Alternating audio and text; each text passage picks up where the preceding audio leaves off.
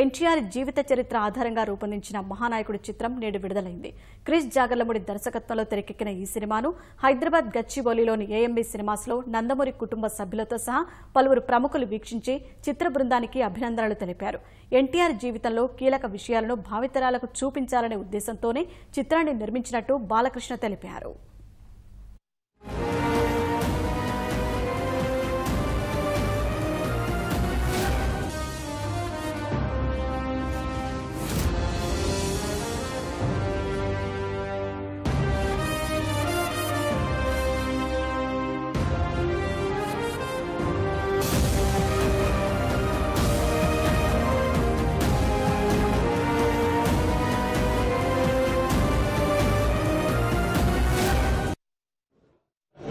ఒక సంకల్ప బలీయంతో మనిషి ఎంత ఉన్నతమైన స్థాయి కూడా అందుకోగలుగుతాడు అన్నదే మెయిన్గా ప్రధానంగా తీసుకుని ఆయన మొదటి నుంచి కూడా సినిమా రంగం కథానాయకుడు కానివ్వండి మహానాయకుడు కానివ్వండి సబ్ రిజిస్టర్గా ఉద్యోగం చేస్తూ సమాజంలో ఉన్న అంచుకుంటేతనం వీటన్నిటికీ విరుద్ధంగా ఆయన పోరాడి అటు నుంచి సినిమా రంగం ప్రవేశం చేయడం ఆయన ప్రస్థానం ఇటు సినిమా రంగం అటు రాజకీయ రంగం ఈ రెండింటినీ భావి తరాలకు అందజేయాలన్న సంకల్పంతోనే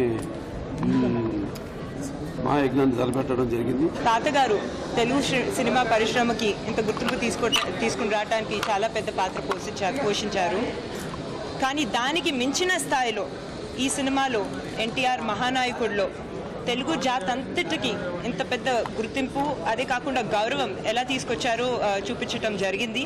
నాకు నిజంగా ఒక తెలుగింటి ఆడపడుచుగా పుట్టడం చాలా గర్వంగా అనిపిస్తుంది. అదే కాకుండా తెలుగు వారందరూ ప్రపంచవ్యాప్తంగా ఎవరైతే ఉన్నారో వాళ్ళందరూ డెఫినెట్గా ఈ సినిమాని చూడాలి. అండ్ ఫైనల్గా నేను మా మదర్ని మా ఫాదర్ని కంగ్రాచులేట్ చేయాలనుకుంటున్నాను. Because this is such a proud movie for a family.